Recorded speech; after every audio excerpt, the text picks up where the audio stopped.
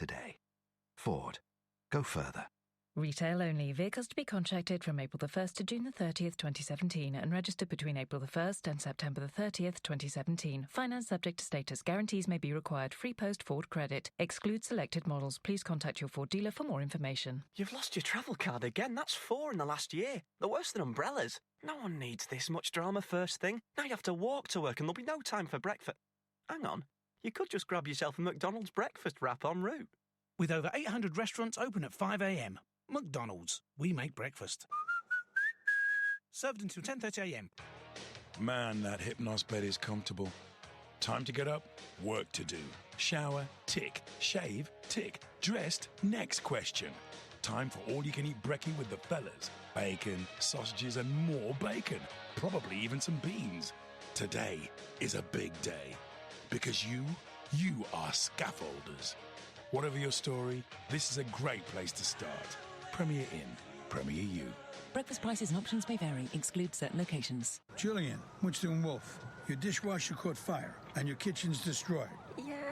You need to get to a safe place pronto, or tonight you'll be sleeping with the Fishers. Over at number 42. Hello! Ugh. Relax. If you can't stay in your home after a fire, Direct Line will get you sorted with an emergency hotel within an hour of you telling them. Now get going, Mr. Fish is approaching. Emergency hotel sorted within an hour. Can your home insurance do that? Excludes Highlands and Islands. Extreme weather conditions may extend response time. Terms and cover limits apply. Underwritten by UK Insurance Limited. Super League Live, Thursday night from 8 on TalkSport 2. Strong and hard and made of steel.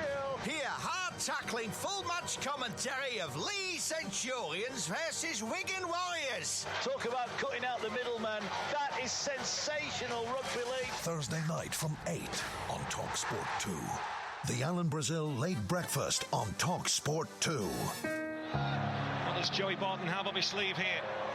It's dealt with. Tiote! Incredible! Astonishing! Sensational! Newcastle United have pulled off one of the greatest Premier League comebacks of all time. You know, he's certainly a player that sort of lit up the Premier League and certainly lit up Newcastle as well, because I know he's very fondly thought of up that part of the world. These kind of incidents happen too frequently, don't they? And you think, you know, a footballer, especially a professional footballer, at the peak of his athletic prowess, and for this to happen, it's very distressing. And a genuine nice guy. I don't think there was, anyone who had anything other than huge praise for him. Great loss. Yeah, as I say, yesterday evening the football world was left in utter shock after the sudden passing of the former Newcastle midfielder Cheick Tiote, the 30-year-old Ivorian, collapsed during a training session with his current side out in China. That's a Beijing enterprise. Joining us now to discuss this sad news, a man who regularly watched Cheick play is our North East correspondent, Graham Courtney. Good morning, Graham. Good morning, Danny. Hi, Mick. And quite apart from just being out of the blue, this is such terribly sad news. I guess you'll have watched him and probably talked to him too. Yeah, interviewed him many, many times. Super lad, good sense of humour as well. And, you know, he was so popular amongst the squad. And, you know, you've seen the number of players have actually been talking about him as well on Twitter and their own Facebook feeds. And he was the sort of player that when he arrived at the football club, of course, a complete stranger, he fitted in straight away. And he was quite an outgoing character as well. I can always remember every time we used to say after a game, Cheick's had a decent game, could he come along? And he used to arrive. He used to come in the interview area dripping in jewellery and things like that. And he was a real character and always a smile on his face. And did the odd daft thing along the way. Well, I shouldn't laugh about it really, but it was photographed in his car with a glass of champagne going along. But that's what he was like. He was that sort of character. He was a really, really nice fella. He was always willing to come and talk to the media, outgoing, and the bottom line also, he wasn't a bad player. I was going to say he was a decent footballer. I mean, that goal against Arsenal in the 4-4 draw, infamous, half volley from 40 yards. But let's be honest, you can explain what he did do for Newcastle team, because goal scoring definitely wasn't his priority, was it? No, exactly. I mean, it was just that sort of guy. I tell you what, talking about living life at 100 miles an hour, that's exactly what he did. But don't forget also, he was actually a long-term member of the Ivory Coast team, when the Ivory Coast actually a decent side as well. Was it the 2010, 2014 World Cups as well? And so, I think he played over 50 games for the Ivory Coast, and, they've always been one of the better sides from Africa as well. So he had 6 years at Newcastle, and really, really popular guy. Signed by Chris Hughton. What a good signing that turned out to be as well. And he was in the side when, there were other characters as well. Joey Barton was there. Kevin Nolan was there. Colaccini, Steve Harper, Gutierrez, so he was in a side with other characters too, and it just sort of, he fitted into the team. He really, really did. He had the attitude, he had the ability, and sad miss. Graham, really I couldn't recall he had any other illnesses or problems while he was at Newcastle, did he? Or no, well, he had a couple. Well, usual story. He had a couple of injuries along the way, but nothing really. But the trouble was, if anything, he did fade slightly as his career towards the end. I'm afraid it was often the way. You could see that he was probably thinking about moving away. He'd been there for 6 years, so I think towards the end, you could see that he was looking to try and think, well, shall I move away? But I mean, you have to look also. We had Hugo Ekiog not too long ago as well, of course, ex-Borough player, and Pavel Cernicek. These are people who you'd have thought are just going to be incredibly fit, and then suddenly, I assume there's some research is being done into this. Yes, there has to be something. After what happened to Fabrice Muamba, we were promised that of course, that defibrillators rather, and all that stuff would be available at football grounds. But I think we have to do a little bit more research about whether it is complete coincidence, because you mentioned 3 names there, but I've got a list in front of me here, perhaps 40 long, of footballers who have died either in training or on the pitch. There does seem to be a propensity among, and I'm not a doctor, please don't take this as gospel, but American University is suggesting that people from sub-Saharan Africa have a slight propensity to this kind of calamitous heart episode. We have to work out whether the way we're training these young people is giving them a better chance or actually causing it. But I imagine 99% of doctors would say, if you're that fit, of course, you've got a better chance of withstanding whatever happens to you. But we just need to keep an eye on this, because now that we could all name 3, 4, 5 players who it's happened to, regardless of where they're from, there's something clearly happening. Are Newcastle, as far as you know, no doubt it's early days, are they planning to do any tributes or anything for their former player? I have to say at the moment, Dan, I don't know. No, I'd imagine, because everybody's away at the the football yes, club. Yes, of course, I was actually at the ground yesterday. It's like the Marie Celeste when you go there. But other football clubs would be just the same as well. And, all I can remember is that, he was a box-to-box player. He was a defensive sort of midfielder. Yeah. But I tell you, he liked to tackle. He really, really did. He liked the yellow card as well. Well, he did. But, that's why. But his commitment was there, wasn't exactly, it? Exactly. That's why the fans liked him. That's why the fans liked him. And we've all been there. There are loads of players. Every single football club has had dozens over the years. Players who perhaps in terms of, outstanding ability, it's not quite there. But they love them because it's 100% and they try and they throw themselves in for a tackle. And that's why the fans liked him so much. So he was a hugely popular guy. All the players loved him. The fans thought he was one of theirs. He really did. And it's such a sad loss. It really and Graham, is. Family Guy as well, don't forget. Yeah, Family Guy as well. Of course, on the back of Pavel Cernicek last year as well, had a heart attack. And absolutely. I was telling Danny, I did a gig with him weeks before he passed away, and he's as fit as anything. He was training. He was a goalkeeping coach. He wanted, he was going to come back over here and maybe get a job, and he was out jogging and again keeled over heart attack. It just doesn't make any sense, does it? I heard or seen quotes from Peter Beardsley as well. Peter has been at the football club for donkey's years, and he said that you look at the sort of players who were like first in for training and gave it 100% during training, and one of the last ones to leave. And Cheick Tiote was one of those players, and he always went for it. And he said he was just a model professional, always came in, great guy to be around the squad. And even when he was either injured or when he wasn't playing, he was just still good to have around the football club.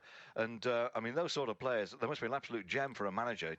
You can actually point and just simply say, by the way, other lads, you be a real professional. Look at this fella over here. Yeah, Steve McLaren was among those leading the tributes in exactly that direction. Yeah, he knew from Holland as well. Yeah, thank you very much. Pleasure. Online and on DAB Digital Radio. The Alan Brazil Late Breakfast on Talk Sport 2. When did that way start? You don't know the answer to that, do you? A few years ago, Brian Smith coined the phrase Warren Ball, because he was jealous of how much success we had, I don't know. But we had a group of players who came through Wales at the time who ended up being big physical players. And boom, let's get down under now to our TalkSports Lions commentator, Andrew McKenna. Good morning, good evening, Andrew.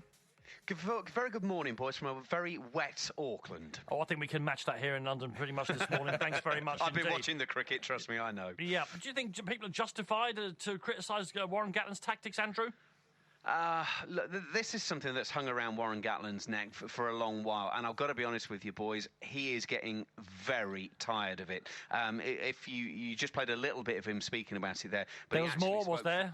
Oh, there was about a good minute of it, and there were a couple of hefty sighs as well. Now, you heard him say it came from Brian Smith, who was an opposition coach at the time, who was probably a bit jealous. Let's be brutally honest about this. You have to be able to go forward, to break the gain line, to get momentum in rugby. That's what it's all about. And sending big, powerful guys crashing up with the ball is a part of the game. Because what you then want to happen is the supporting guys go in to give you quick ball away for the next phase of play. That's what you're trying to do. You're trying to make a dint, to make a hole. And as Dan Cole said in his press conference to us today, the shortest route to the try line is a straight line. So, look, there is an element of it, but then again, there's an element that every team play that way. You have to be big, you have to be physical, you have to be powerful.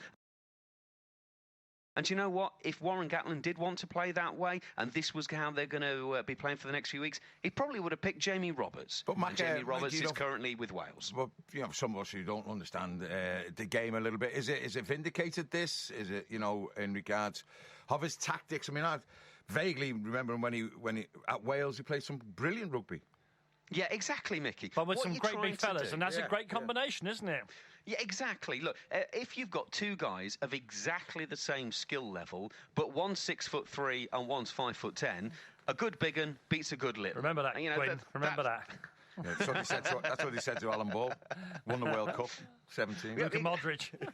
Yeah, but as long as you've got, if you're comparing, absolutely with like. And that's the key thing about it. Now, if you're picking people on the basis of their size, not their skill level, then you are going to get an issue. But as long as you're picking people to do a specific role, as I say, there is a part of it. Now, what you have to then do, and Robert Howley's been talking about that today, he's the backs coach. He's the guy who's got to get everything going. He's been saying today that actually we've not been inundating the players with message after message after message. He says our job is to make it as simple as possible. They're all intelligent players. They're all world-class players. We just tell them to go out and play. And he said the only thing we've said to them is that the only thing that constricts you on the field of play is the two sidelines. We want you to play from left or right and all points in between. So, look, they weren't particularly good on Saturday. Can they improve against the Blues? Well, the answer is they simply have to. I mean, they've got to improve, haven't they? Because Auckland will be a huge step up, and you don't want to be losing these warm-up games. No, I mean, in fairness, Warren has said all along he'll happily lose every warm-up game if they win the Test series. But, of course, as has been pointed out, if you're losing all the warm-up games, how your likely chances is of it? winning the Test series isn't that likely. So they do need to start winning. And as we said yesterday, Danny, the next few days are a real big step up. The Blues are the worst of the New Zealand teams at the moment. And on Saturday, they play the best of them, the Canterbury Crusaders. So this really is a big step up. Eden Park is going to be full for this game tomorrow. 44,000 people. Brilliant. And you know what? I think that's fantastic for the Lions because not all of the players have played here before. So if it was 15,000 and sort of rattling around a little bit, it would feel very different. 2 of the 3 Test matches are being played here. Those are sellouts. So I think this could be really useful for the Lions players to actually get used to the atmosphere, get used to the sights, the sounds and the smells. But, look, let's be honest, the only thing that really does count is the scoreboard. The Alan Brazil Late Breakfast on Talk Sport 2. Tackling sport from every angle. They are completely in control of this game. Talk Sport 2. Tradesmen, here's the plan. Get to the rendezvous, you contact the foreman, we'll show you the ropes and the tools. Get into your job and get out. You'll be sipping margaritas on the beach before you know it. But first, prove you're a guy they can trust. Show them your direct line public liability policy, which has been conveniently wired to your phone. And tell them you're with the Wolf. Let's get to work. Get instant confirmation of your cover sent straight to your smartphone. Can your insurance do that? Search Direct Line Public Liability Insurance. Valid email address required. Underwritten by UK Insurance Limited. Say the end of the month comes rolling around, and it's been rather a quiet one on the old YouTubing front. But instead of getting to keep that lovely data that you paid for but didn't use, it just disappears. Say, that doesn't seem very fair. But say there was a new mobile company, one that rolls any unused data for you to use next month, next year, or even 3 years later. Well, say hello to Sky Mobile. Sky. Believe in better. You can redeem your data in 1 gigabyte increments. For full terms, go to sky.com/mobile. You've lost your travel card again. That's 4 in the last year. They're worse than umbrellas. No one needs this much drama first thing. Now you have to walk to work and there'll be no time for breakfast. Hang on. You could just grab yourself a McDonald's breakfast wrap en route. With over 800 restaurants open at 5 a.m. McDonald's, we make breakfast. Served until 10:30 a.m. Don't ignore the workplace. It's the law to have a work... Even if you work from home and only employ one person, you'll still need a work... You'll still need to offer a workplace pension. Ah, finally. I got your attention. Don't ignore the workplace pension. It's the law. Get to know your responsibilities with help from the pensions regulator. Visit workplacepensions.gov.uk. The Alan Brazil Late Breakfast on Talk Sport 2. Virgil van Dijk rose above everybody and put a header low into the bottom right-hand corner. Southampton 1, Inter Milan 1, and it is Virgil van Dijk, captain for the evening, who's on the score sheet here. Saints are a selling team. They've been a selling team for the last 4 or 5 seasons, and Van Dijk is going to go. There's no doubt about it, because they will take the money, and they'll get 60 million. And Jurgen Klopp is closing in on his man. I must admit, Mickey, when you told me and you said you were certain that Virgil van Dijk wanted to sign and would sign for Liverpool, I was thinking, really? Because we know how the traditional pyramid works in English football. Manchester City, Manchester United and Chelsea get first pick. Arsenal probably get the next pick, and then Spurs and Liverpool fight over the remainder. Everybody else, there's a free-for all after that, with all due respect to the clubs I haven't mentioned. But it looks like Liverpool are really putting a boat out here. The Fenway Group, I'm going to get this right now, are saying that they were going to pay a world record fee for a defender and going to pay in the best part of £200,000 a week. Liverpool fans, does this make you proper title contenders, or do you need more defenders? And I must talk to Southampton fans, because they've seen some wonderful footballers and some wonderful football at St Mary's over the past 5 years, but they all move on. And how long can they keep this up for? Let's talk to some Southampton fans. Rick, is a Saints fan in Southampton. Hello, Rick. Hi, Rick. Hi there. Hi, Mickey. What did you want to say, Rick? Just pretty much like everyone else. Been a season ticket holder now, 12 years. This year I've bought extra tickets. My wife is going as well, and a few other friends I know. It's a day out. It's a great day out. We go Man City, Man United, everywhere. I won't go to every game, but most games away as well as home. So for us, it's a great day out. But I phoned the club just before to renew my tickets. And I said to them, they said, "Oh, are you renewing?" I actually said, "I'm not really going to, because every other season we've been given money off if we renew early, but we weren't this year." So like most people, I was holding on, because I said to them, "You're going to sell all our best players, and we're going to be left scratching around again with kids with names on the back of the shirt that are sold." And they actually said to me, "No, we're not. No, we've got big plans. It's going to be exciting." And we know they were lying. They're going to sell their best players again. We're going to sell them. We're going to end up with a whole new bunch of kids. What is it that Southampton fans actually want? Mickey's saying 8th place and a place in the final, but how do you progress if you always sell your best footballers? Danny, honestly, we sold our last 3 captains, it looks like now, to Liverpool. We only made him captain in January. I think he played 2 games before he was injured. But we all set. I don't mind selling our best players. Like I said, it's a family day out. It's great fun. It's a really good club. They give us a lot of extras as season ticket holders, and I believe the club values us. But they need to be honest. If they're going to sell the best players, tell us. The counter-argument is, and I agree with a lot of what you say, is that they would come back and say, look, we finished 8th in the Premier League this season. They played better than Manchester United in the League Cup final. They were unlucky. They got beat 3-2. Do you remember, Danny? It was a fantastic game of football. Yeah. So they would say, we nearly got some silverware and we finished 8th in the Premier League to counter-argue what yours... But how do they progress? Well, hang on. Let's hear what Rick said. Ricky, hang on there, mate. Let's stay there, because Phil is coming on now, and he's also a Saints fan. I think he's got a slightly different take on us. The two of you can talk to each other. Hello, Phil. Yeah, hi, Rick. I've just renewed as well. I've got tickets for the kids this year as well, and you know what? I can't wait.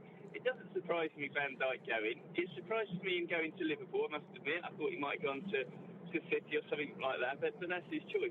If Let's Read and everyone is doing such a bad job, I just hope they carry on. Our problem is we keep uncovering the best players there are. What other team at our level holds on to players that are 50, 60 million pounds in value? They don't. There is a pyramid in football. And it ends with Real Madrid and Barcelona. Our problem is we keep uncovering absolute gems after gem after gem after gem. And the big clubs come in and they'll obviously want to move on, and that's fine. We do replace. We sold Lovren to Liverpool for 20 million. He hasn't been a great success there. We replaced him with Alderweireld. Alderweireld got snapped up by Tottenham. We replaced him with Van Dijk. There are players out there. We will find them. Les Reed joined our club in April 2010. Since then, we've been promoted twice in 2 years. We finished 14th, 8th, 7th, 6th and 8th. I just pray we keep doing such a bad job that all these people you keep talking to, and some of yourself, Danny and Mickey, saying that we're doing. No, Phil, I get it. I just wonder what's in it for Southampton fans, particularly if the football doesn't remain high quality. Well, that's the point. That's what they're moaning about. It wasn't high quality this season. It was boring football. Okay. The lack of goals second half of the season. We didn't score for our last 5 home games. It was boring football. Now, I agree with everything Phil said. My problem is the board don't tell us that. If the board said, look, we're doing our best, they're really good to us, but they just don't communicate. By the way, we still have to sell our best players. I love cup finals, 8th place, occasionally beating the top 6. I actually told the club, I'm happy with that. Phil? Yeah, so if I could just come back on that. So I will absolutely admit, 5 games at home, no goals is appalling. I'm not a huge Claude Puel fan, although I do think he's had some really tough circumstances this year. And the second half of the season, the football wasn't good enough, and 8th did flatter us. That's the first tiny blip in 5 or 6, 7 years of that club being run. And you know what?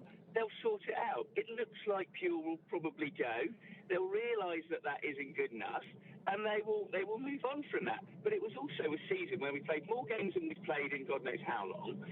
We had Europe, we got to a cup final. The one thing we haven't done is got to the cup final. We did it. We should have won. We deserved to win. Should have won, yeah.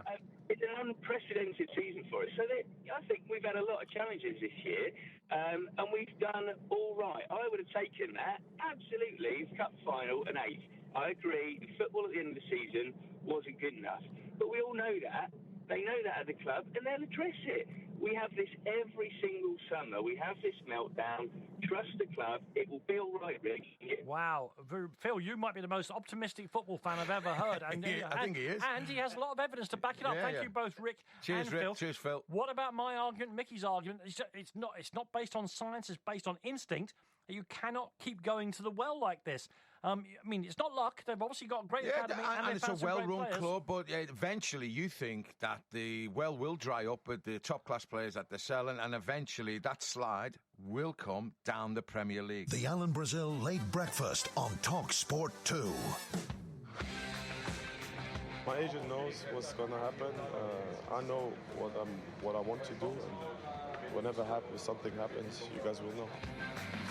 You know, that is Romelu Lukaku speaking to Belgian sports channel HLN after Belgium beat the Czech Republic 2-1 last night. Mickey and I have the full statement in front of us, the full conversation between the journalist from HLN and Romelu Lukaku. It makes for a fantastic reading, and we're going to act it out. We've tossed for coins. I'm going to play the Belgian journalist, and you're going to be Romelu Lukaku.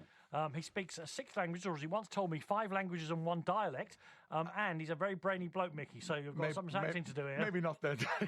All right, so I'm the journalist. I won't be doing a Belgian accent. He said Griezmann won't move to Manchester United due to Atletico's transfer ban. There's a lot of talk that you're their priority now. On the other hand, Diego Costa won't go to Atletico either, which would complicate things at Chelsea. What's your view on that? I know what's happening, but I can't tell you anything more. You know what's happening? So something's happening. I know what's happening. I know what's happening, but I will leave the talks to my agent. He likes to do business with Manchester United. I'm the player. I'll take the decisions. You've shown that before by not following his advice. The most important thing is I want to win trophies. We are now talking to the club. As for the rest, I'm looking ahead. What I would most like to play is in the Champions League and try to win the Premier League once, or better, a few times. That would be the most beautiful thing. That's important for my progress as a player. I don't want to stay at the same level. I want to improve, and I know where I want to do that. I gasp. Then I say, do you become the first £100 million man? We'll see what happens. Well, today you've shown Chelsea that Michy Batshuayi and yourself can play together up front. See ya. He walked off into the distance. He came back a bit then, and then he walked off some more. Everton fans. Well, that's over, isn't it, obviously? What does that say about your centre forward? Well, to be fair, Mickey, he, short of wearing a sandwich board in the street saying I'm off, he's given the Everton fans plenty of notice of his... As an Everton fan, Danny, your star man, you still don't want it to go, do you? No, of course. You know, still ongoing about Ross Barkley. You don't want your star players to go. Well, the Barkley thing, we spoke about it yesterday. I'll come back to Romelu Lukaku in a second. The Barkley thing, Everton's just got to put their foot down here. He's not that great a player. I think he has great potential. Well, I disagree. I think, why don't you put the foot down with Lukaku? Because we're at about... Because you're going to get 100 million quid for him. 100 million quid. Can't have one rule for one player and one rule for another. But just because Ross Barkley is a young lad come through the ranks, local lad. But Barkley is not signing a contract. He's making himself valueless to Everton. Lukaku is a huge asset to them. Unless Ross Barkley signs his contract or says I'm off, I mean, they don't seem to get anything out of the fella. Well, he gave him an ultimatum. He didn't give Lukaku an ultimatum, Koeman. So, like I said, you can't have one rule for one rule for the other. Ross is a talented player. He finished the season really strongly. It's whether he wants to stay at 11. But this Lukaku, it's whether he wants to stay at 11. Lukaku basically in that statement said he's not staying at 11. Okay, well, he said he wants to win the Premier League. These are the clues, and you acted it out beautifully, I thought. Thank you. And indeed, I understand. It wasn't a slight Scouse accent because he's been there a while. Of course, and the BAFTA committee are saying that may well be one of the acting performances of the year in Britain. He says, I want to be in the Champions League, and I want to win Premier Leagues, and Premier Leagues means it's an English club. Champions League narrows it down to 4. Everton are not in the Champions League. I suppose we've got Harry Kane. That narrows it down to 3. Unless Everton, though, can win the Europa League and get through into the Champions League. But you know what he's saying. It's Chelsea, isn't it? Yeah, it looks like Chelsea. And what an extraordinary story. And I know that money means absolutely nothing in a modern game. They are awash. They are drowning. They are larded in dough. And so the idea that you sell a player for 28 million and then 2 years later you have to shell out 105, 110 million pounds to get him back. To us in the normal world, that seems like insanity. It's like selling your car. Somebody else paints it a different colour and you buy it back for 10 times the money. But they got him back twice. You know, he was there as a player, and then West Brom went back, and then Mourinho, when he missed that penalty pre-season, that would have won the trophy in that tournament, and then he binned them, didn't he, Mourinho? Is he good enough for Chelsea to win the Premier League and the Champions League they're looking for? Proven. Was he second or third in the Premier League goal scorers this season? He's in the first 3 each season. He's still improving as a player, he can get better to me, and he still can improve. So, on his day, when he's at it, he's unplayable. Online and on DAB Digital Radio. The Alan Brazil Late Breakfast on Talk Sport 2. Get in the ring and go the distance. Get ready to rock. This is Talk Sport 2. My thing, my abs. They're big on Instagram. Well, they were until I dropped a dumbbell on my phone. Anyway, I need a replacement. 12-megapixel camera for maximum muscle definition. But my budget is lower than my body fat ratio. So, you know what? It's got to be refurb. Russell's thing. It's clearly a refurbished smartphone from eBay. That's as good as new with 12-month seller warranty. Buy refurbished tech on eBay and save up to 50% versus new. eBay. Find your thing. Man, that Hypnos bed is comfortable. Time to get up, work to do. Shower, tick. Shave, tick. Dressed, next question.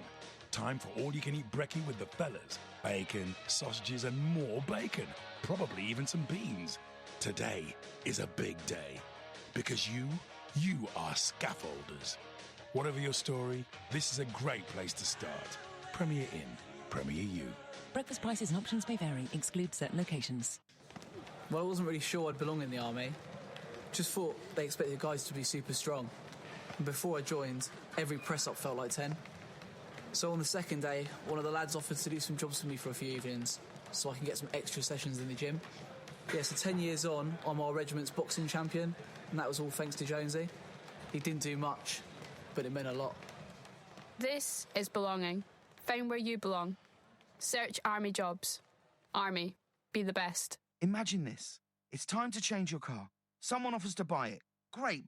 But only if you buy your new car from them. Ugh. Which means you don't have the freedom to shop around for a better deal.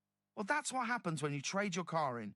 So why not try selling to WeBuyAnyCar.com? Then you'll be a cash buyer, all footloose and fancy-free, off to try and get a better deal on your next car.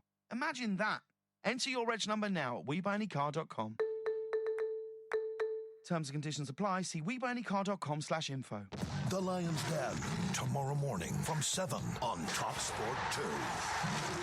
Get exclusive team previews and reviews of all the action throughout the British and Irish Lions tour of New Zealand with Russell Hargreaves and some of the biggest names in the world of rugby. The Lion's Den, tomorrow morning from 7 on TalkSport 2.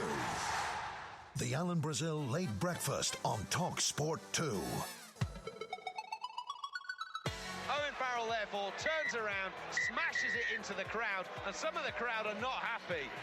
They want to know why the Lions don't want to play more and try and score more points. Well, the answer is they don't need to.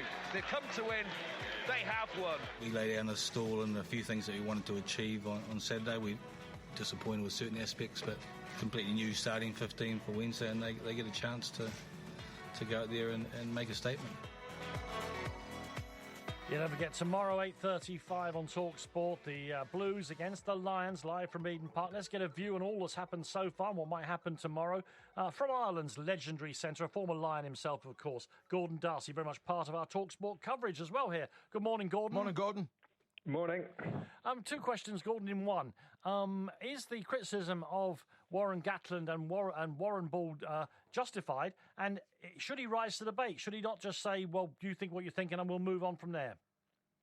I think he's doing a little bit of both. It will be justified if they win the series or if they perform to an acceptable level. But I think the longer you're in a coaching position, the more scrutiny you come under, and that just seems to be the bit they seem to be able to bait him with is Warren Ball. You know, he talked about where it came from, but you know, he's had an incredible, successful career as a coach. So it can't be that an unappealing way to play ball. And it's kind of a misnomer as well. I'm not really sure what Warren Ball is. Nor me. I was hoping you'd explain it to us. I thought the point of rugby was to get over the gain line, get quick ruck ball, and try and attack space. Because if he plays Warren Ball, so does everybody. Yeah, pretty much. And technically, the All Blacks will be the best at it. Yeah. What did you make of the performance the weekend, Gordon? I mean, I suppose it was workmanlike. They didn't arrive there till about 3-4 days prior to the game, so you can forgive maybe a rusty performance or a little bit of gelling time together. Yeah, absolutely. Like the overriding thing you got to remember that nobody really, when this tour is done and dusted, if you win 2 matches in the final 4 games, so there's one midweek game there, you win two of those test matches, nobody cares what you did in the first 6 games. So listen, there's a lot of stuff that didn't necessarily go well. They created 5 try-scoring opportunities. They only took 1 of them. I think that's something that you can take from it. Some people performed really, really well in really, really bad circumstances, and some people took a little bit of a back step. It was the first game on the tour. I think there needs to be a bit of growth in this game, not necessarily these guys aren't going to be able to pull out the finished performance. You're looking for that in game 4, 5, 3, 4 and 5. So there needs to be an incremental improvement this week, on Wednesday. As long as you're seeing performances by individuals, and maybe a couple of little centre pair or some partnerships in the team, because there are some interesting partnerships in the team. And Ken Owens as skipper, the Welsh hooker, what do you make of that? Well, he is Welsh, isn't he? Oh, so you think he's always going to be a Welsh person, do you? No. I think he is. You kind of have to go with what the guidance you're being given from the management. You know, he was one of the form hookers coming in to the team, and he has captains. He has the captain experience. Like when you're looking down through the team, I'm not sure where else you would necessarily go with the captaincy. You might think Stander maybe at 8, but I'd say, he's moving from 6 to 8 now. I know he plays there for Leinster, but enough on his plate, yeah. But he is, he's an international 6. So I'd say they just kind of looked at the balance and just went, he's the guy with the most experience and has captained his club at Scarlets. But there'll be never any harmony when it comes to picking a Lion squad, will there, with home nation fans? Because, Welsh fans, want lots of Welsh players in Irish, lots of Irish. Well, they certainly got their way. But do you think he'll get that blend come the test right? I genuinely do think they do, but it's an interesting question though. Do Welsh players and Welsh fans and Irish fans and English fans, do they want their countrymen in, or do they want a winning series? Yeah. So it is an interesting one. It's always good for sound bites and for makes for columns in a paper. But if you're a true Lions fan, you just want the win at the end of the series. Unless you take my view, Gordon, that the more Irish people in the team, the more likely the Lions are to win. Well, that sits quite well with me. So I think I do think I think this team is going to pick itself. I don't think there's too many. I think there will be one or two decisions which might be in the balance, but I think he's going to pick on form. I think it's going to be not one of the easier tours to pick, but I don't think there's necessarily too many personalities that you couldn't leave out that might be detrimental in other tours. It does seem quite a harmonious group, which could be really, really important in this. So even if there's 3 10s in this squad, I've a funny feeling all 3 of them are going to feature in the test matches. And of course, the game tomorrow is against the weakest side in the among the New Zealand provinces. But that is a relative thing, isn't it? Yeah, I think it really is. But they have a few one of the things that's coming into this tour that we haven't had in previous years, your common theme is injured All Blacks returning, injured All Blacks coming back. You've got Sonny Bill Williams coming in now, and he's in the middle of Ramadan and he's fasting, and he has to now come in, and he's been bracketed in there. So the All Blacks obviously want him in. Ryan Carotty getting a cartilage injury last week means he's in doubt for the first test. So this is something that as a Lions player or a supporter, you're not used to, because these lads are normally wrapped in cotton wool. They play one Mickey Mouse match beforehand, and then they're primed and ready to play the 3 test matches. Well, listen, as always, Gordon, it's something of an education to listen to you. Thank you very, very much Gordon. indeed. Gordon Darcy. Thanks a million, guys. The Alan Brazil Late Breakfast on Talk Sport 2. Lots of space on the far side for Firmino. They go to Lallana instead, who comes from the edge of the area and lashes it into the top corner. It's 3-1 Liverpool. Might think about a shot here, Henderson instead. He plays it to Origi, drills it across the middle. Got to be a goal. Is a goal, and turned in the back of the net by Sadio Mane. Virgil van Dijk rose above everybody and put a header low into the bottom right-hand corner. A rebuilt Liverpool at a renovated Anfield, and they are tearing the champions apart brick by brick. Yeah, welcome back to the final hour of the Alan Brazil Sports Breakfast. Well, I'm Danny Kelly. Alongside me, the mighty Mickey Quinn. Yet again, another key player is set to leave Southampton this summer as Virgil van Dijk looks destined for Liverpool. So are the Saints becoming a bit of a joke with this transfer policy? And will it finally kickstart Liverpool's Premier League ambitions towards the glory they used to enjoy 25 and 30 years ago? First up is Derek, who's here in London. He's a Liverpool fan. Hi, Derek. Hi, Derek. Hey, morning, guys. Fantastic show as normal. Thank you very much indeed. How do you want to add to our fantastic show? Oh, well, there's just 3 things that with the whole Van Dijk scenario going on, hopefully we do get it over the line. But there's 3 big things that I feel for as a Liverpool fan is, one, is it's a massive improvement. Everyone knows it's our biggest weakness we have at the moment at the back. We just let too many goals in to be able to title challenges, should we call it. So what an absolute addition. We had Carragher, we've had Ippier, we've had Agger. Agger used to love playing the ball out, and this is what Van Dijk seems to want to do. And it perfectly fits in with Klopp. And we bought too many up-and-coming players. It possibly could work, the Clavans. This guy, he's ready. He's made. We know know he's a fantastic defender, so absolutely brilliant buy. I would absolutely love him to be at Liverpool, number one. Number two is what a statement from our owners to go, well, here you go. Here's your 60 million. We're going to support this team. We're going to pay you the wages. And I think there's players out there that might have been humming and hawing to go, well, what's going on at Liverpool? But I think they're really interested. I think the prospect's there. It's coming to a point where it's really exciting moving forward. Absolutely. I'm buzzing. I'm really looking forward to it. And number three, for me, the big one as well, is if we did have a bit of squeaky bum, so if we had a couple of players that were thinking of leaving, we had our doubts on Coutinho, maybe he was going to off to Barcelona at Real Madrid. I think it's a real statement to go, well, actually, guys, stick with us for another season. Okay, Derek. Fantastic, exciting. And to be fair, he just signed a 5-year contract, Coutinho. So I think his intentions are there with Klopp and Liverpool. I'm pretty sure the contracts don't mean anything anymore, Mickey. But I hear what you're saying. Listen, stay there, Derek, because Alex is a Spurs fan in Norway and may have a different view on this. Hello, Alex. Hi, Alex. How you doing? All right. Yeah, really good. What did you want to say about this? It's a fantastic buy for Liverpool, I think. Yeah. Well, the thing is about Liverpool is their fans get quite excited and too overly excited sometimes. Like me, Alex? Yeah, exactly like you. As a Tottenham fan, we try to tend to stay a bit down to earth because we know how things usually turn out, like they have done this season, and falling away at the last hurdle. But we are showing consistency, and if you do know, Alex, I think that's a load of rubbish. That Spurs got 86 points. They would have won the title in 10 of the Premier League seasons. They didn't fall away. They won 9 of the last 10 games.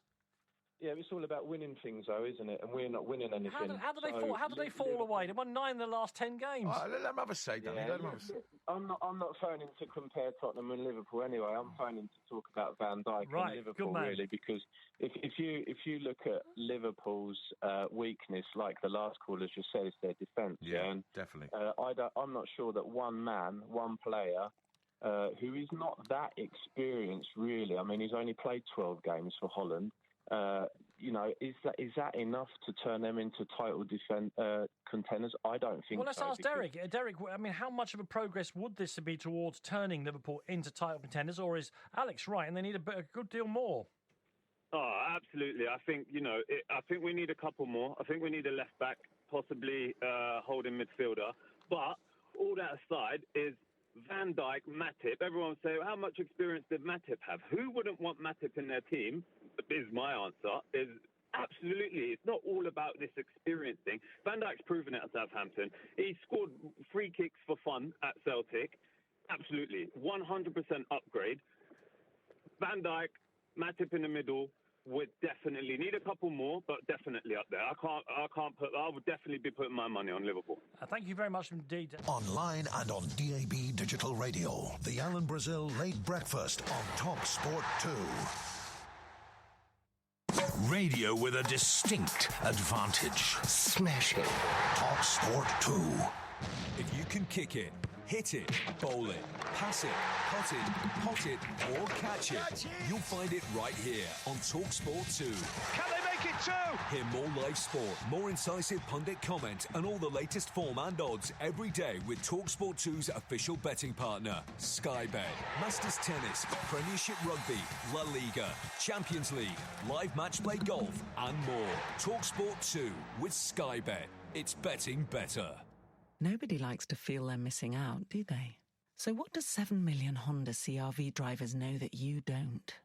Why don't you see for yourself? Test drive the world's best-selling SUV before June 11th and we'll give you £500 off the list price. That's on top of a substantial deposit contribution and 5.9% APR representative. Visit honda.co.uk/CRV500 today. Limited time only. Available when purchased with Honda Aspirations Personal Contract Purchase. Terms and conditions apply. See honda.co.uk for details. Indemnities may be required in certain circumstances. Finance is only available to persons aged 18 or over, subject to status. Credit provided by Honda Finance Europe plc. Score yourself a winner with The Sun. Join me, The Sun's chief football reporter Neil Ashton, for all the latest stats, chats and spats.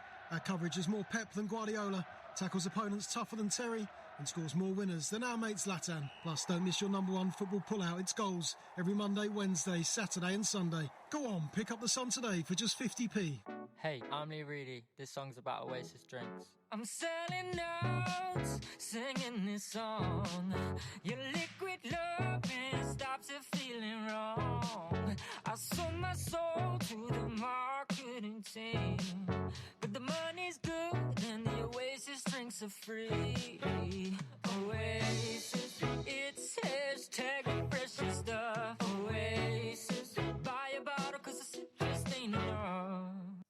This summer, cricket continents will collide. I think he's out. He is. He's out. The biggest stars in cricket will align. Shot ball. He's wrapped at the pad. A loud appeal. He's given him. To battle it out in pursuit of one ultimate prize. The ICC Champions Trophy 2017. That's what the crowd wants to see. TalkSport and TalkSport 2 will bring you all the action. Full ball-by-ball commentary throughout every day of every match of the tournament. Oh, that's gone for six. The 2017 ICC Champions Trophy this June on TalkSport and TalkSport 2. That is huge.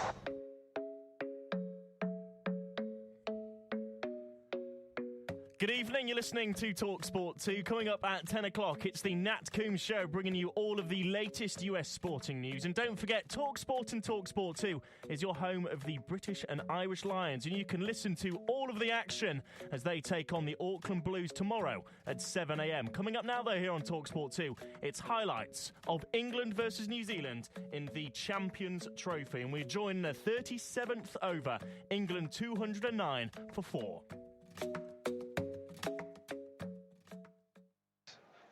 Blown across quickly though, because as you said, it's got that sort of 45-degree angle, so obviously it's getting a shift on groundsman already. Southey runs away from us, short again, and it's a top edge this time. Butler gets a top edge over the keeper, and it goes for 4. 248 for 6, and Butler up to 27. Well, it's a good tactic from Tim Southey. Obviously, he's going bowling the bouncers on the bigger end on the leg side. It'd be a fantastic shot to clear the boundary at that end. But as you say, with a bit of rain on it, it's just maybe juicing up the wicket slightly, just skidded through, and just got a top edge over Luke Ronchi. No chance, 4 runs. 4 deliveries gone in this over. He's bowled 1 up to the bat. The other 3 have been halfway down. Different variations of the grip. Full length, full toss this time, just tucked away to square leg, fielded by Anderson for 1. Not that easy bowling from this end, with the wind howling and the rain coming in as well. Southey's done a manful job here. He's done it very well as the umpires. They're all battened up, aren't they? They've got jackets on, and Oxenford's got his protector on. There was a big cheer when we had that 4 that went over the keeper's head by the crowd, because these great flames come up from the boundary. Full length this time from Southey. England's 250 for after 1, 43 and England, overs. after 43 overs, are 250 for 6. Yeah, good bowling by Tim Southey. A bit disappointed with that boundary, but apart from that, it was clever. As you said, he was mixing up his pace. Doesn't want to go too full to Josh Butler, because as you said, he's got his mid-on, mid-off in the circle. So if he, generally it's a bit of a no-no if you go long, and then the batsmen get up and underneath you. So it's right to bowl those cutters and dig it in on the bigger side of the boundary. He said 89 yards that side. But as you say, just got a bit too big, bit skid on over the keeper, Ronchi, for 4 runs. He'd be disappointed, but he's showing all his experience here. So 7 overs to go here. Rashid is on strike. He's only faced 7 balls. He's got 4. Butler's hit the 1 boundary in his 25 balls he's faced. He's on 28. 250 for 6. Mitchell Santner, left arm spin. Stroked away, and he's really flown out of the middle of the bat from Rashid. And Anderson's done well. Really has fielded well out of that deep extra cover. Dived, rolled over, saved the 4, and got the ball in quickly. Just to get the ball out of his hand, he's not a small man. He's he's got a big chap, and he's had to dive, roll, and get it in to stop the 2. It's fantastic fielding by Corey Anderson. Yeah, it just shows you the fitness of these international cricketers these days. Might not have seen that in the 80s. Butler on strike. Santner, he's got away with that. Santner, that just short and wide outside of that off stump, and it's just played away out deep again to Anderson for 1. Santner's bowling his 8th over here, none for 46 so far from him.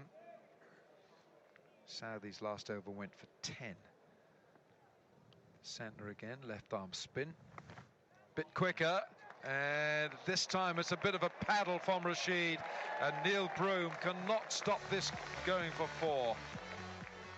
Very fine third man. Rashid using the pace of the ball.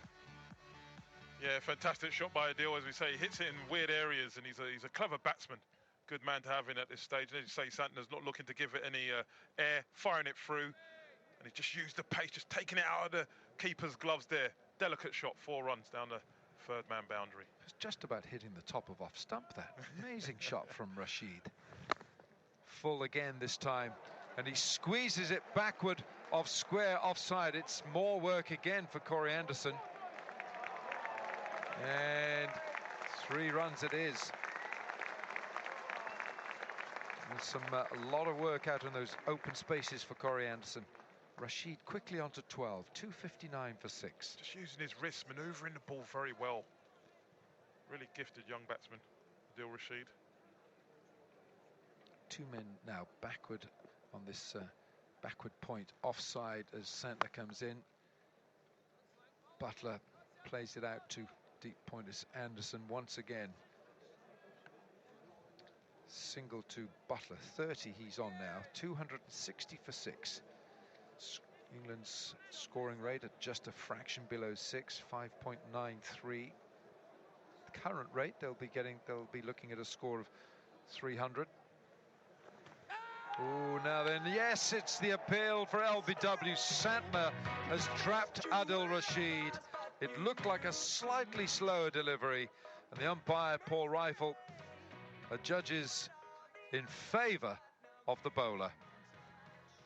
Well, he's gone for the third umpire, so he's got to feel confident. I don't know if does he feel like he's got an inside edge on it, or does he feel it's outside the line? He just look, as you said, on the leg side, it just looks like he was just trying to manoeuvre the ball and just touch it for a couple or 1 run, but he's missed it. So we're just looking, he looks good on the front foot, Santner, so no chance of a no ball. No. All right, I think it's hit him on that back leg, is it? Has he got a bat on this? No, nothing. No.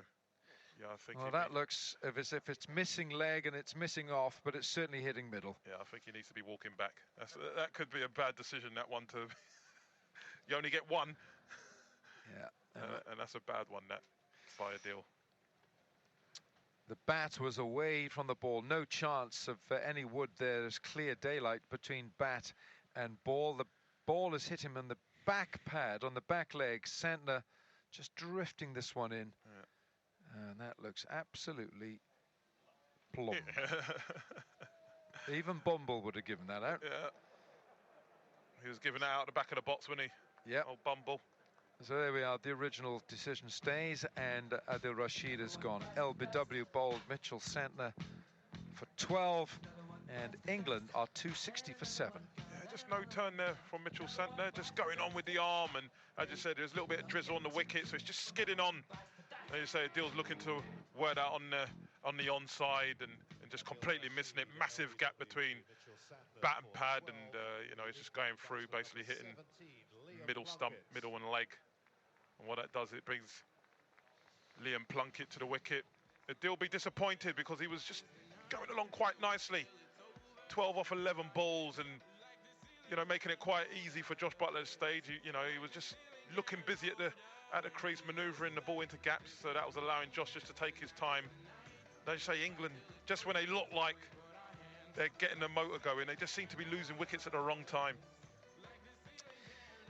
Well, everyone's got in, haven't they? Roy 13, Hales 56, Root 64, Morgan 13, Stokes 48, Butler's there on 30. And we've had a couple of 12s from Ali and Rashid. Now, Tim Southey, away he goes from the river end, short again.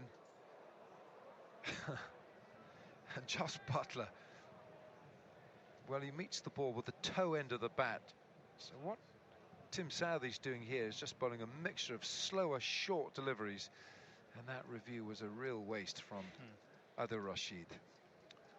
Yeah, not too sure what he was thinking. I don't not too sure. Southey again hits the crease short. Butler swivels round. New Zealand have all gone up, but Butler has stayed there, and the umpire's finger stays down as well. Oh, it's going to be a review. New Zealand's review. Okay, Williamson's going for that. He knows how dangerous Butler can be, so I suppose it's worth the risk if they take this wicket. So we'll have to wait and see. Well, New Zealand have gone quickly on this. I can just see Southey gesturing. I think he thinks it's brushed his glove. No problem with the front foot. Rod Tucker from Australia is the third umpire. The original decision not out for the catch behind.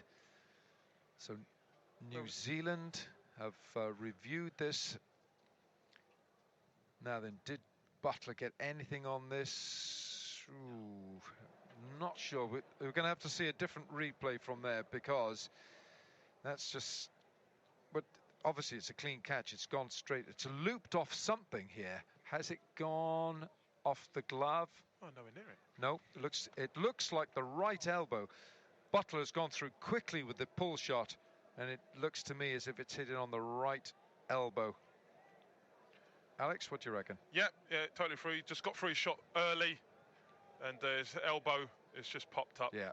As you say, Kane Williamson's gone for the review just because he knows of the danger that Josh Butler could do. So I suppose it was worth the risk. So it's 260 for 7. We're in the 45th over. England put into bat. Online and on DAB Digital Radio. And the thrilling games continue. This is Talk Sport 2. From the case files of Miss Maureen 118212. The case of the missing vicar. Well, he wasn't missing. Someone just needed his number to invite him to the garden fete. I found it instantly. Just call me Maureen Directory Inquiries. Oops, more tea, Vicar. Maureen 118212. Calls to Maureen 118212 cost $3.49 per call plus $3.49 a minute with a minimum 1 minute charge, plus your phone company's access charge.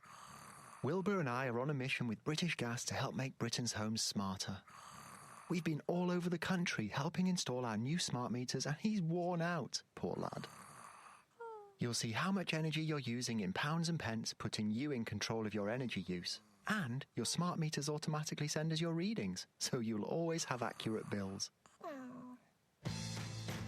Join the millions already enjoying the benefits. Search British Gas smart meters, subject to eligibility. Well, I wasn't really sure I'd belong in the army. Just thought they expected guys to be super strong. And before I joined, every press-up felt like 10. So on the second day, one of the lads offered to do some jobs for me for a few evenings, so I can get some extra sessions in the gym. Yeah, so 10 years on, I'm our regiment's boxing champion, and that was all thanks to Jonesy. He didn't do much, but it meant a lot. This is belonging. Find where you belong. Search Army jobs. Army. Be the best. Julian, Winston Wolf, your dishwasher caught fire and your kitchen's destroyed. Yeah. You need to get to a safe place pronto, or tonight you'll be sleeping with the Fishers over at number 42. Hello. Ugh. Relax. If you can't stay in your home after a fire, Direct Line will get you sorted with an emergency hotel within an hour of you telling them. Now get going, Mr. Fish is approaching. Emergency hotel sorted within an hour. Can your home insurance do that? Excludes Highlands and Islands. Extreme weather conditions may extend response time. Terms and cover limits apply. Underwritten by UK Insurance Limited. Don't miss the European Football Show as Nat Coombs and Andy Brassel bring you all the latest pan-European football news from all the big leagues. La Liga, Serie A, der Bundesliga, Eredivisie for sure, French Ligue 1, and of course, Norway's Tippeligaen. The European Football Show with Nat Coombs and Andy Brassel, Thursday night from 10 on TalkSport 2, because sport never stops. Good score, I think, on this wicket now, don't you? If they can get to 320, 325. It's Bolt this time, though, from the Cathedral end. Bowles, full-length delivery, fields it himself after it's driven back by Plunkett. Couldn't get it really out of the way from under his feet, and Butler just slipped as he went back to his crease, but there's no run. Good delivery from the left arm over. First ball then of his last over, 1 for 53 so far. Economy rate just under 6 and over. 291 for 7, England, having been put in by New Zealand. Bowls full length, it's a full toss in the end. They go for the single as Williamson fields at mid-off on the edge of the circle, and a run which gets the main man back down to strike, which is really all important, I think, for Plunkett at the moment. He's just got to make sure that with the number of deliveries still remaining, which is 16, that he gets Butler down on strike as much as he can. 8 short of 300, England then. Crowd enjoying this a little bit more than they have been. They've been a hardy bunch here. It's not full, not surprising really. Just change once more here though for Butler. You've now got a man really at on the fly, saving the single actually on the offside at about where third slip would be, and in comes Bowles, and this time Butler plays another of his improvised shots. It's a sort of hoping just to put the bat underneath the ball to a full-length delivery, and hoping that that just takes its momentum again over Ronke. Misses it this time, looks up at the heavens, can see the blue clouds are coming in. It's going to be quite a short interval, as David Lloyd was telling us in the back of the box, because New Zealanders have taken some time to get through their overs. 292 for 7, England. This is the 48th. Bolt's on his way once more, wide, and this time it's a pull. They're going to rush through for a single. Didn't middle that at all, came off his pads. They've raced through as the bowler again fields, just a single there. 293 for 7 now, England, and Butler moves on to 53, and Plunkett is on 8. Again, the Anderson just moves further wider at third man, and there's a man now just in front of the square on the offside boundary, and that is that man still at deep mid-wicket. Bolt on his way, Bowles full again through to the wicket-keeper after Plunkett can't get hold of that, and Bolt just with that extra little bit of speed has tied Plunkett up well here. He's somehow just got to get a bit bad out of this, I think, and as we've mentioned already, see what he do. He doesn't really want to single off this one. 2 if they can possibly go for it here. Last ball of the over. Yeah, need a boundary, England. Need to find a boundary. It's been a great over. Bolt's on his way once more. Bowles comes down the wicket to him, and he's smashed this up to Williamson at mid-off. Throws at the stumps. It's just a single. They won't come back for the second because both had overrun their ends. End of the over. 294 now for England. 7 down. And Butler is on 53, but not on strike. And Plunkett has moved on to 9. Well, Alex Tudor. That's a fantastic over by Trent Boult. Just going for 3 off his last over. And that's his 10 done. He's got 1 for 56. Fantastic bowling. As you say, he's just gone to his banker, get it full, looking for those Yorkers, obviously with the angle which he creates being a left arm over. And that's fantastic bowling just to finish off the innings there, and he can be happy with his work. England have had to run quite a few today, just 19 4s and 9 6s in this innings so far, just perhaps again showing that no one's really good. They got in, but they've not completely been able to time this ball as well as they want, as its wicket just slowed down a little bit as they've moved on. Milne then from the Riverside end, and Bowles to Plunkett, who hooks him. That's gone miles, and rapidly too. It really didn't get too far off the ground, but it's gone for 6 over, well, you could say backward square, and it went like an absolute rocket. Out come the flamethrowers, warms us all up for a few minutes, and so too does the sun. And 300 is up for England. 300 for 7. That was like a Gordon Greenwich pull back in the day, that, Mark, wasn't it? That really was, wasn't it? What can Milne do to stop this one? He comes in again and bowls. This time it's a fuller ball wide. It's going to be a wide. They run a single as well to the wicket-keeper, Ronke, who couldn't field that. Just let it go, and Butler was ever watchful. 302, the 2 runs there for the wide and for the bye, whether you call it 2 wides, obviously. 302 for 7. And Butler on 53, back on strike, surveys the scene. Still these 2 men saving the single as they have to at mid-off, really, and extra cover. Milne's on his way, short, pulled. It's just gone to the umpire. The umpire's cap, the umpire's hat has gone for 4. Meanwhile, they've just managed 2. The ball itself was mistimed, and they ran through, and then a gust of wind took the umpire's hat It's one of those sort of, and his glasses on top of it. It's one of these black sort of straw trilby, slight trilby, perhaps a little bit with perhaps more of a rim, and it actually angled itself on the rim to the boundary, not quite as quickly as Butler's dispatched the ball in his innings, but a good moment there. But just the 2 runs for England, 304 now for 7 in the 49th of these 50 overs. Milne once more. Didn't know where to look then. Didn't know where to look. I was looking at the hat. Milne then once more from this Riverside end. Races in. Balls to Butler. Short. Pulled. That's going to be 1-2 bounces for 4. Is he going to go? No. Sumter's done really well there to field it. And that's just the 2 runs. That was a good bit of work again. It didn't quite time it, but it found the position there over deep mid-wicket, cow corner, whatever you want to call it these days. Well, that's the longest part, that mark. I know if it's 89, that's got to be slightly bigger. About a 92. That was because he didn't even move when Josh Buckley firstly hit that. He felt he hit that really well, and then it just slowed up, and Santner was able to get round and get that in 2 runs. But he doesn't want to become predictable. Josh Butler knows what's coming. Milne has words with his captain Williamson, who's a mid-off, then makes his way from the Riverside end, bowling to Butler, who steps away to leg, and this time again sort of plays it through his shoulder and down, just all along the ground to square leg, mid-wicket for 2 more runs. They have to race through. Didn't time it once more, couldn't get it all the way to the boundary, and another 2 for the total as Guptill comes in from backwards square, 3/4 of the way to the boundary, and England 308 now for 7. Butler on to 59. Plunkett keeping company well at the moment. These 2 running well between the wickets on 15. Milne, 5th ball of this, his last over, bowls, and again it's Butler who steps away to leg, doesn't time it, and that time so he tries to throw down the stumps, missed by a mile, and Butler dives in. He's in safely. Immediately calls for some new gloves, I think, because I think he's dirtied them up, and as he went full length there, a bit of grease, bit of wet from the rain a little earlier.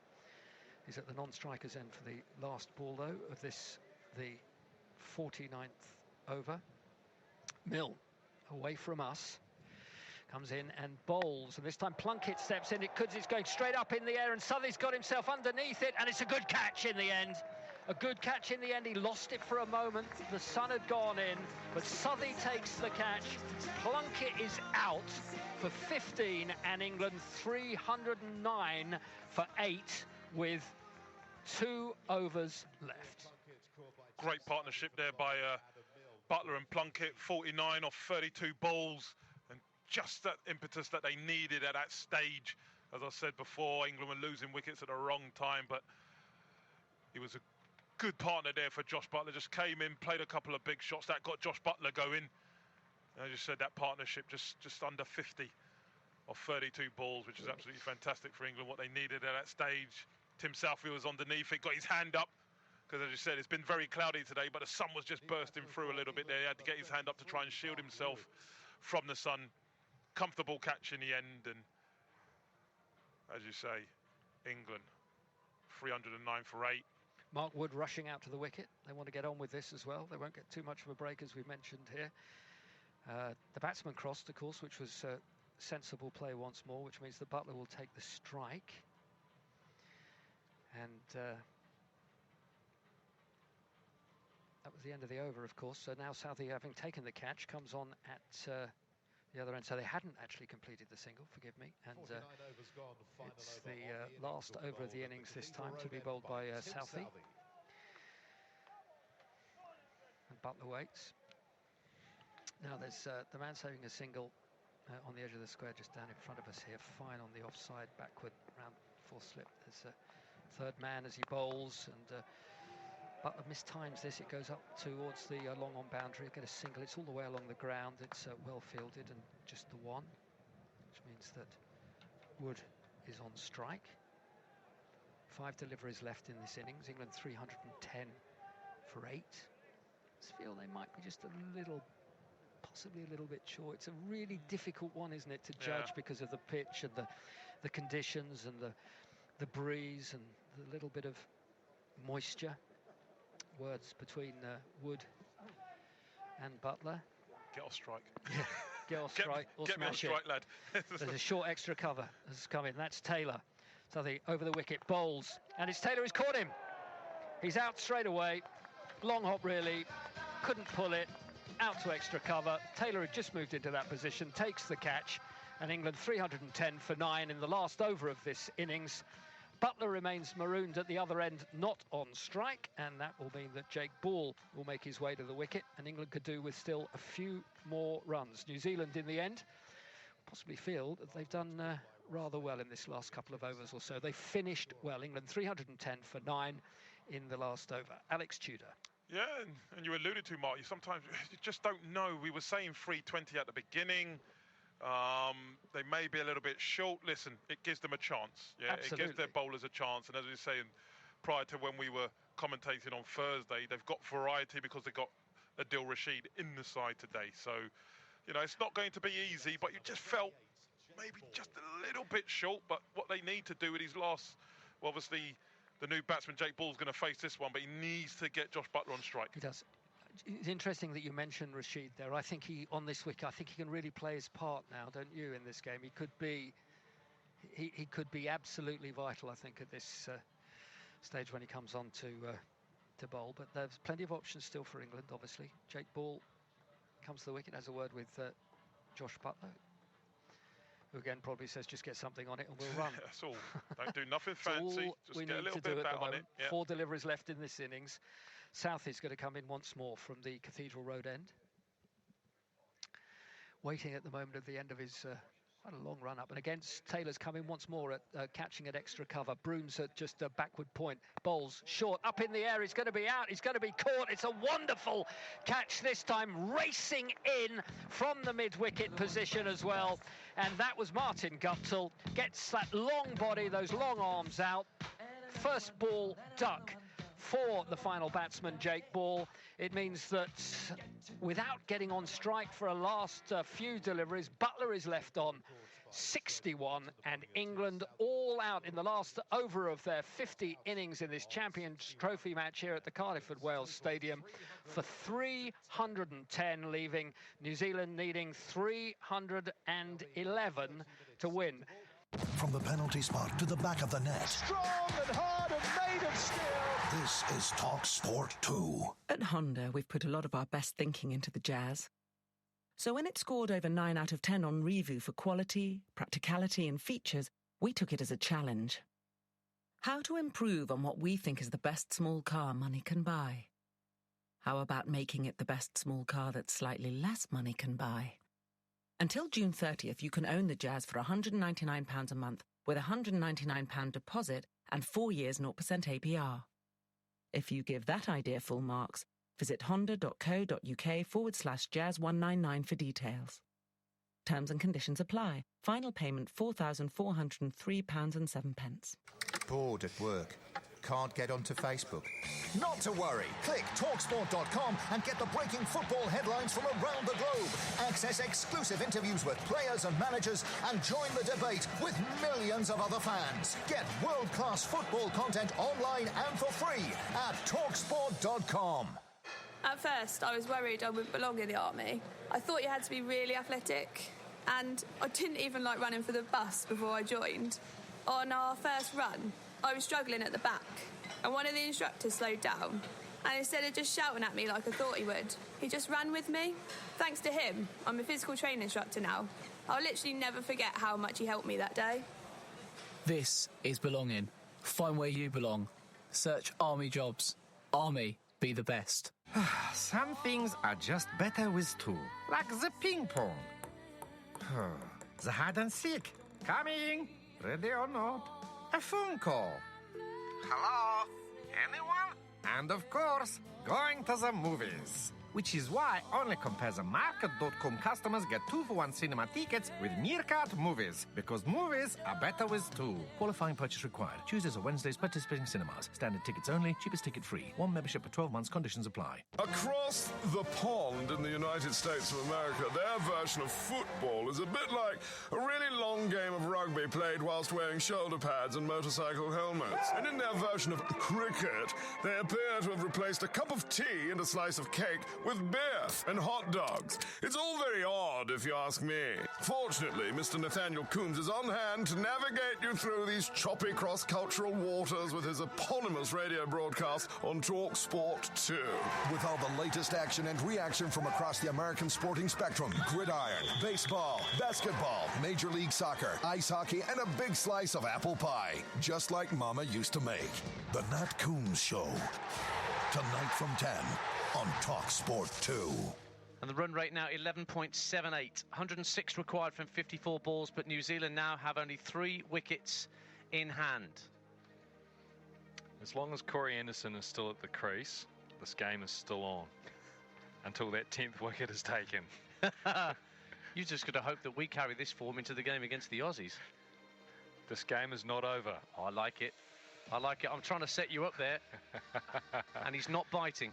But if it doesn't go New Zealand's way, New Zealand might need a favour from England. Very possible, with the Australian game to come at Edgbaston on Saturday. Another game you can hear live ball-by-ball commentary on Talk Sport. Rashid ready to bowl his second ball of the over. The first one was a wide, but he took the wicket with it, of course, with the stumping. Milne waits and just plays this straight back. And was that a Colton bowl chance, or was that a bump ball? It went straight through Rashid. Chance. Morgan Fields. Chance I think that was a chance. Just a single taken. Milne's off the mark, bringing Anderson back on strike. 206 for 7. I'm just seeing whether that was a bump ball or whether that was in the air. Oh no, it was a chance, and it went straight through Rashid, very low by his left knee. Should have taken it though. Chance for 2 wickets in 2 balls for Adil Rashid. Instead, Anderson's back on strike. Rashid in again. The bowl on leg stump, just turned round the corner by Anderson. Wants 2 for this, but he won't get it because Mark Wood has headed after it from the short third man position. Picked it up. And it's only a single that they get. 207 for 7. Rashid coming in again to bowl to Milne. Also taking a couple of really important wickets. Rashid in again. Gives it a lot of flight, almost a full toss, and Milne can't get it off the square. Tried to punch it through mid-wicket, but that's a comfortable stop for Joe Root at short mid-wicket. Another dot ball. Run rate goes up to 12.5 and over. 104 from 50 balls.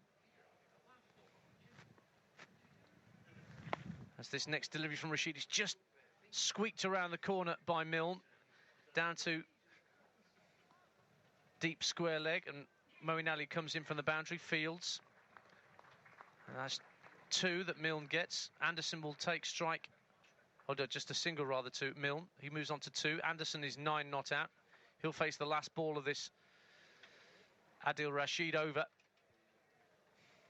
So 2 runs a ball then required for New Zealand. England sitting pretty. Rashid bowls a lovely, beautiful, just short of a length ball, and Anderson can do nothing but just play a forward defensive to it. Rashid completes his spell. 10 overs, no maidens, 2 for 47. Very well bowled from Adil Rashid. 2 for 47 off 10. After early pressure from Williamson and Taylor to come back and respond in the second spell, get those 2 crucial wickets of Broome and Satner. A fantastic job for England. So 208 for 7, 8 overs to go here on Talk Sport, with England firmly in control. Corey Anderson still out there, who is a danger man for New Zealand, but Milne is on strike, the fast bowler, and Liam Plunkett is being brought back into the attack from the Riverside end. Plunkett, who's bowled 8 of his allotted 10, 1 wicket for 48. Liam Plunkett's going to be bowling over the wicket to Milne, who waits, no slip.